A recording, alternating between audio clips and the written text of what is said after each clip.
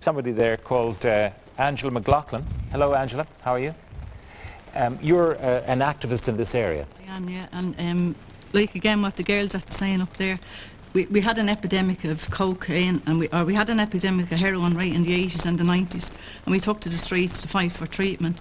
But we've been hit now with an epidemic of coke that is unbelievable. That's gone right across the border. There's no just working class estates. It's all over the place, and the devastation that it's causing is unbelievable. What sort of things have you seen? I'll tell you, I live in a small community caught between two large housing estates, where we've had young people as young as 17, 18, 19 and 20 have got themselves into 3, 5 to 10,000 pounds worth of debt, where there's a knock at the door and there's a bullet coming through the window, where Ma's had to put their children on a boat to England to try and get them off out of this thing to safety, but where a young girl was in our bedroom and a bullet came through the door because her brother owed for it, where the people that are dealing with it have guns, they're out of their trolleys and they're not afraid of nobody. It's destroying, it's unbelievable what's happening in all over the way. I'm part of a parent support group that we have going down there, and I work with young people who we're devastated with drugs, and I have ma's who are crying today, who wish to God that their children were on heroin rather than on the coke.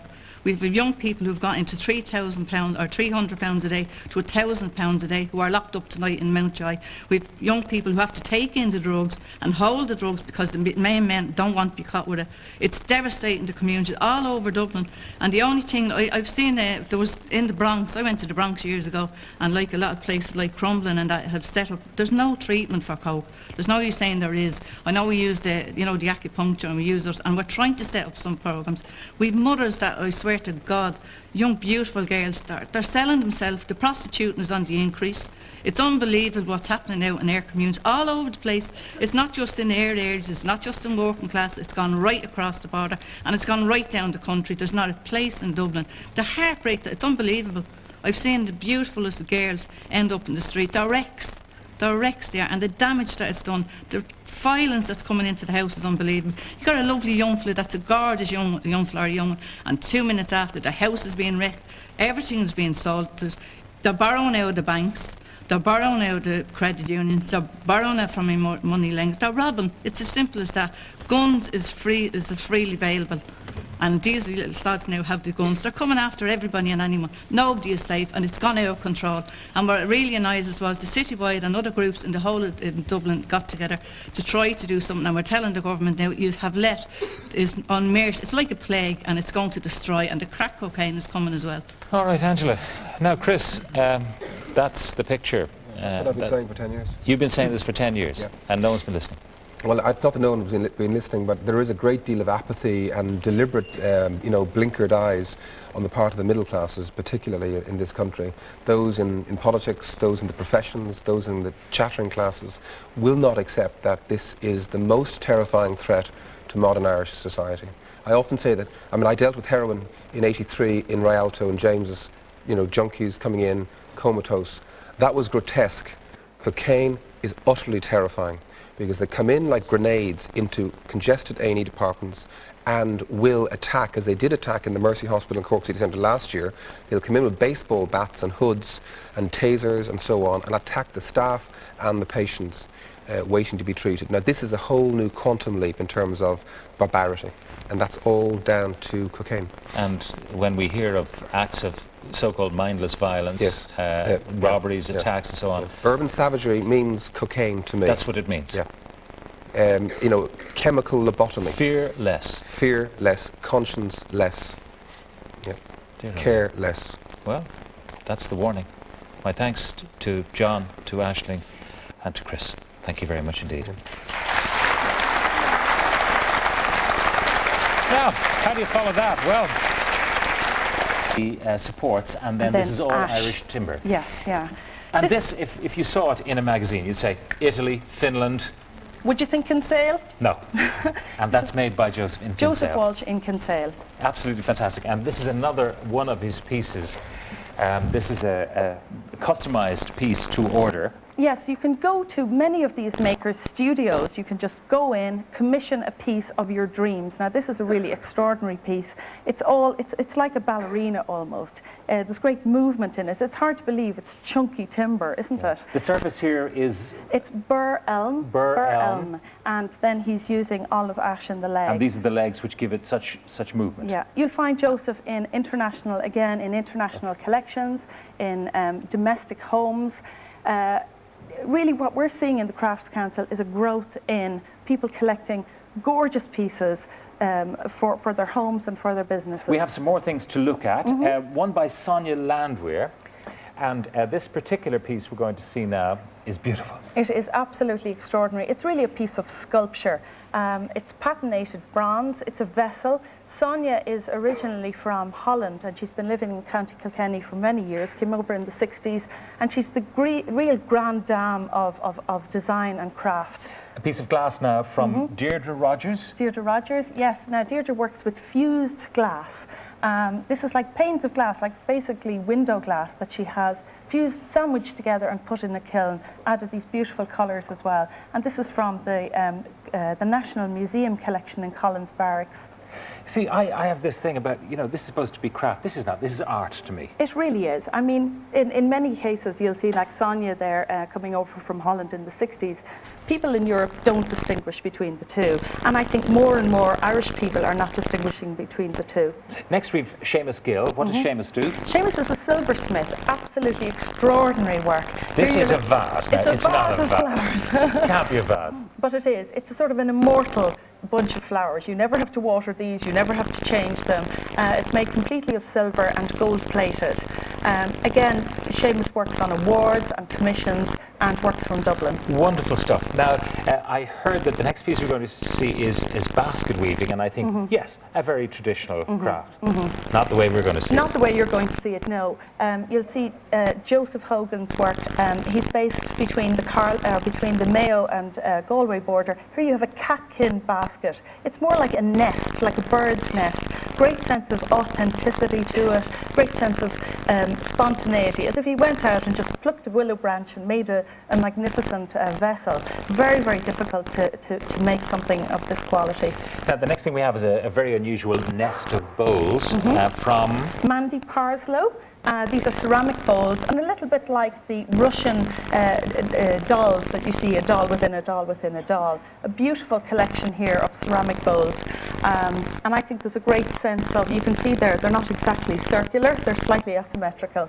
All right, and one last piece which I left on top of Joseph Walsh's table. And whose is this? This is by Erica Marks, and what you're seeing here is a constellation piece.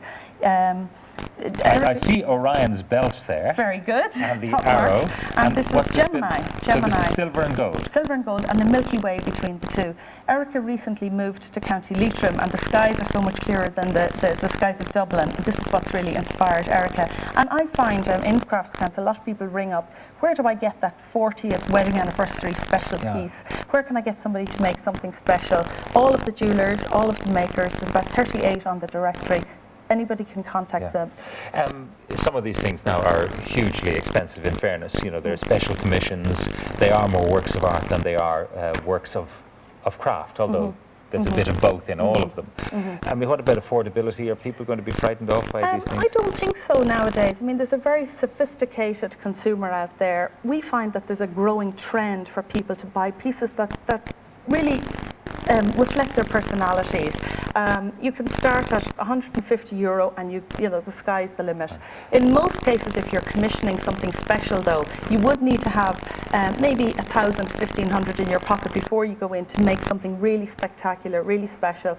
A corporate piece, it might be something like 20,000 upwards for a reception desk or for that incredible special piece. But the big thing is that where before people were buying this stuff in from, as I say, Italy or Spain, there are people in this country, some of them blow-ins, many of them indigenous, who are creating wonderful stuff. Absolutely superb, and we see it in the Crafts Council growing constantly growing. We'd have about 1,500 members, so this is really just the tip of the iceberg. Right. Anyway, people can get this CD-ROM in the Irish Arts Review. Yes, it's in the current edition to be found in the shops. Any bookshop, I'm sure will have it. Cornelia, thank you very much indeed. Thank you. Thank you.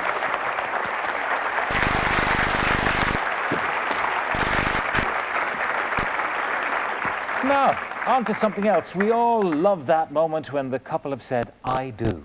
Promised to share their worldly goods and to stay together till death do them part. It's enough to bring a sentimental tear to your eye. But suppose the happy couple is two men, or the happy couple is two women. How would you feel then? My next guest, two women, are legally married to each other, but the Irish state says, oh no, you're not. Will you welcome, please, Catherine Zappone and Anne-Louise Gilligan. You're very welcome. Let's start at the very beginning. When and how did you meet? Well, I think it was in 1981, and we were both preparing to get ready to do our doctoral work in Boston. And one September fine afternoon, I walked into one of the classroom there and was looking to see who else was around. And there I saw Anne-Louise for the very first time. And was it kind of attraction at first sight, if not love? Well, I thought she was a very, very beautiful woman, I have to say. And in fact, indeed, she was the first Irish person I had ever met. And extremely charming, and yes, I was very attracted to her that first day. Yeah. Now, you know, when you're meeting a woman, you don't necessarily know that she is interested in women. You may presume that she's interested in fellas.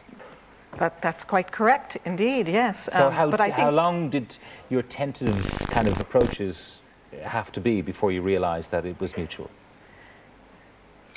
Well, I think Catherine would have clearly known her sexual identity. I would have been a little more retarded in these matters. And I would say in meeting Catherine, I was surprised by love. You were surprised, ambushed? Well, I was really so overcome that I suddenly had met somebody that I could know without hesitation that I could spend the rest of my life with them. And this is a long time ago. It was a long time ago. A long yeah, time it's ago. almost 25 years now. 25 But years. the most exceptional thing I think about us meeting, Pat, is that we had both in very different places. I was in New York City. Obviously, Anne-Louise was in Dublin. Had decided to do this doctoral work. Had made our applications. It's the only place I applied to go, was accepted.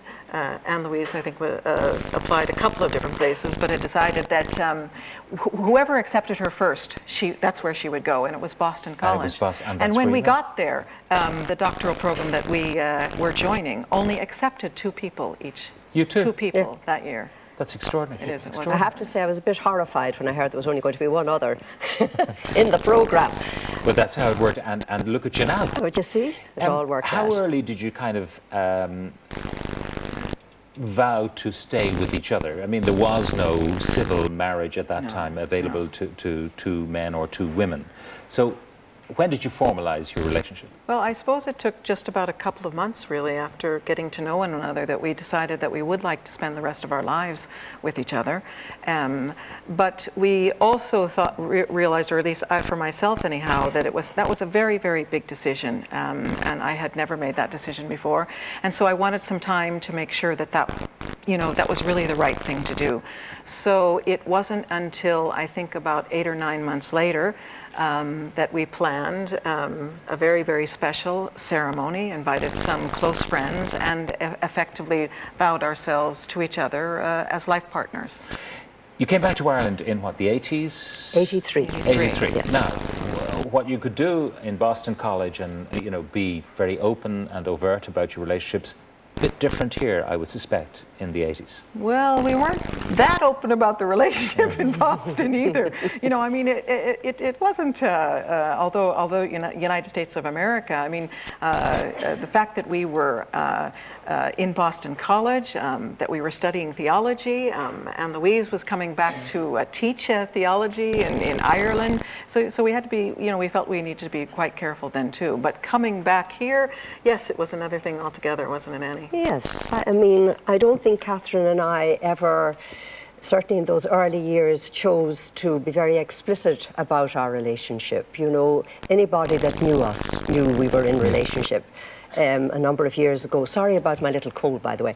But a few years ago, we had a 20th anniversary party, and it was a wonderful evening in the Clarence Hotel. But we just invited lots of people that night, some of whom we had told about our relationship, some of whom we hadn't, but they all knew. We knew everybody And was on the quite night, comfortable. I presume you kind We of spoke celebrated it, yes, that that's right, anniversary, yeah, so yeah, everyone yeah, knew at that that's point. right. You got married then. We did. Now, where did you get married and how could you get married? Well, Catherine and I, for a number of years, felt we would love to marry each other. And so we explored the possibilities in the different countries that were permitting marriage. But every time we went to explore it, we discovered that you had to actually be a resident in order to get married in the said country. However, I was at a conference in Vancouver in Canada in a said July, and I learnt that, in fact, Canada was going to allow marriage for gay and lesbian people with full state recognition, and you didn't have to be a resident. Actually, Pat, if you're ever to get divorced, you have to go back and live in Canada for a year before the divorce. But to get married? But to get married, you can just No fly in and do the paperwork one day, and obviously it's And by a the way, legal is marriage. is there divorce for lesbian and gay couples as well? Is it Oh the yeah, same, well I mean it's same yeah, jurisdiction? exactly? absolutely, Exactly. it's the Right, same yeah. designation. Right, but by doing that, and you in a sense went fully public, because then That's right. everybody knew. Actually, That's Pat, it was about 2 or 3 years prior to that Anne-Louise and I had decided finally that we wanted to seek some form of legal recognition of our relationship. And that was, that was a very, very big decision because, as you were saying there, in the early 80s in the United States, in the early 80s in Ireland, it was very, for some people, maybe less so for ourselves, but it could be quite dangerous really to be very explicit about your relationship.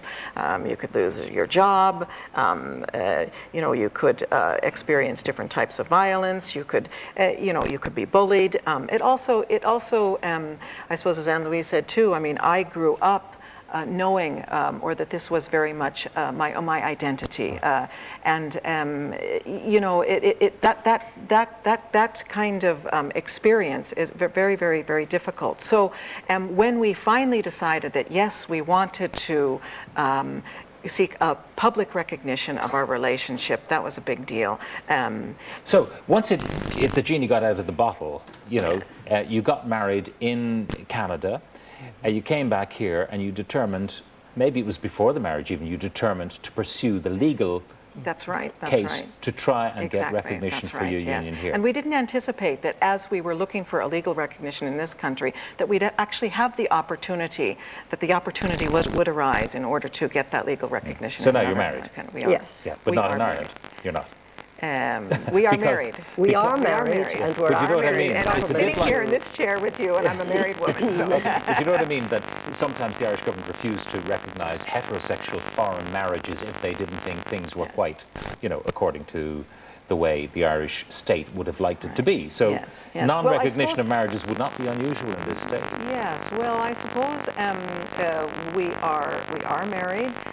We are both Irish citizens, and really what we're simply seeking is that the Irish government open the Irish institution of marriage to Right, us. and we'll And talk we're about that in a both moment. citizens, For by the the way, moment, yeah. for the moment, if one of you died tonight, That's the right. other would not be the next of kin. Would not be. If one of you was in hospital tonight and decisions had to be made about switching on or off a machine, the other would not be the next of kin, isn't that Well, so? we would be because we're married, and what we're simply seeking is a recognition of that in this country. But that's So we what I'm would saying. be. If it happened in Yeah. Ireland, they'd say, "Who's your woman?" She's, Yeah. and you said, "That's my wife." Sorry, you would not have legal recognition for that state. Well, certainly the point you're making, the lack of Yeah. legal recognition for gay and lesbian partnerships is an extremely serious matter. And as you say, causes all sorts of distress, not just in relation to property one might own, but in terms of the broader relationships with family, with, so it is. So, what is your legal course of action? What are you trying to do? Well, we're simply looking for the government to recognize that we are married and to open the Irish institution of marriage to us. As And Irish where citizens. are you pursuing that particular legal course? Will We're- it bring you to Europe? Is that ultimately where it'll end up? I would have, and I suppose we can't say too much about the case, but frankly, I would be extremely optimistic that what we're looking for, that we'll receive in this country. In this country. The case will be heard on the 3rd of October in the High Court, Pat, so it'll start in the High Court. It'll start there, and Yes. who knows where it'll end That's up. right. Now, you know that Senator David Norris is talking about introducing this a bill for civil partnership, and he might be pushing a half-open door in terms of maybe even cross-party support. Why would that not? That would address a lot of the difficulties about next of kin, about property, about inheritance. Why not just accept that and say, yeah, that'll sort out a lot of our Yeah, problems? I think one of the reasons, one of the main reasons that we decided to take the case is that because we really believe that Irish laws are not reflective of the reality of people's lives in this country, and not just ourselves. I mean, for us, what that means is that we want legal recognition of the marriage that we have, that we are married. But there are many other people in the country as well where there are different ways of being family, whether it's cohabiting couples or single parents with children, where the laws aren't recognizing those social realities. And so we wanted to take the case, I suppose, really to encourage that shift in people's understanding and also eventually in the law, to catch up really with the reality of many people's lives. But you want particularly marriage. Now, there are But we people are say, married.